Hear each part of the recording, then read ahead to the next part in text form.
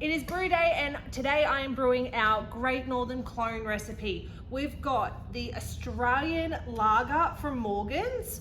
The extra fermentables is a booster blend, dextrose, multidextrin and light dry malt. In our recipe pack, because we like to be accommodating to everyone, you will find the American Ale Yeast. Obviously for those guys who are temp controlling, switch over to a lager yeast. My general suggestion is Morgan's premium lager yeast.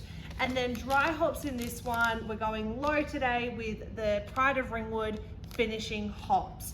I've got my sanitized chubby with about 8 to 10 litres of water.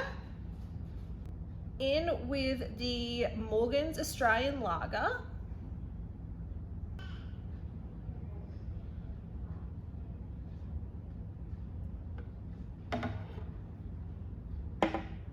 So the two most commonly asked for recipe packs are Great Northern and Great Northern Super Crisp.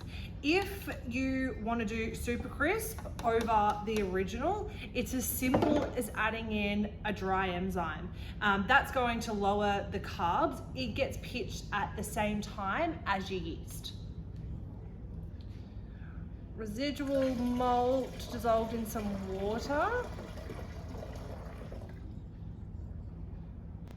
I'm also running the RO water today. Now this brew is gonna be a great chance for me to see the difference because I've brewed this one many times before just with standard water. So it'll be great to see what differences there are, if there are any that I notice, by using the RO water. Just dissolve that malt. I'm fast learning to take the spoon out of the fermenter when I pour in the dry stuff. Just means that you don't have a whole lot of sugar and malt and stuff stuck to the spoon that you eventually have to try and get off. Next goes in the booster blend.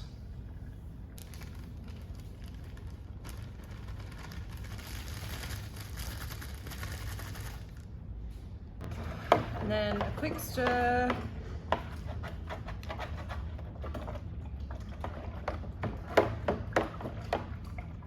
Just to try and dissolve most of it before I top it all the way up. Topping it up.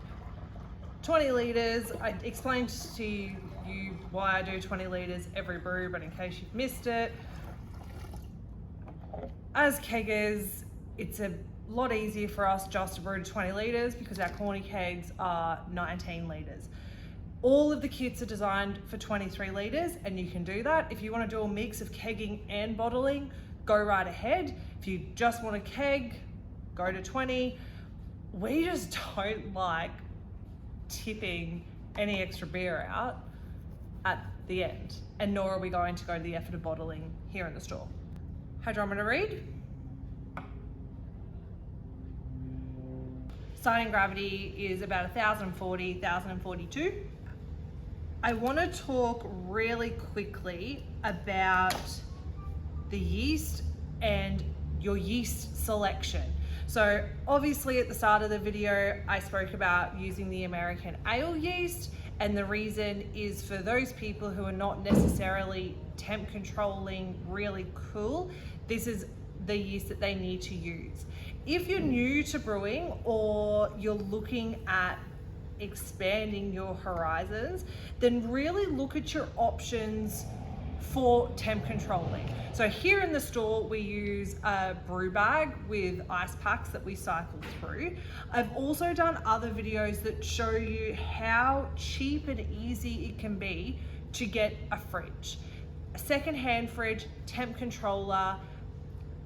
It makes such a difference when brewing specific styles, especially lagers, because it's the clean and crisp flavors that come from the yeast, not much else.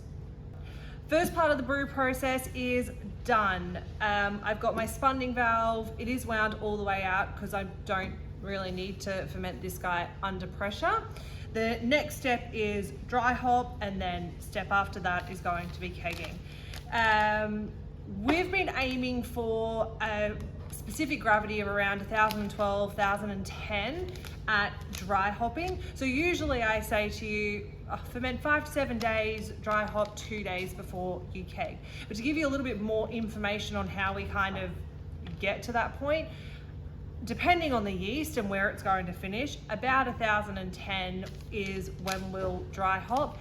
We generally find that gives us 2 days and then a perfect gravity for kegging.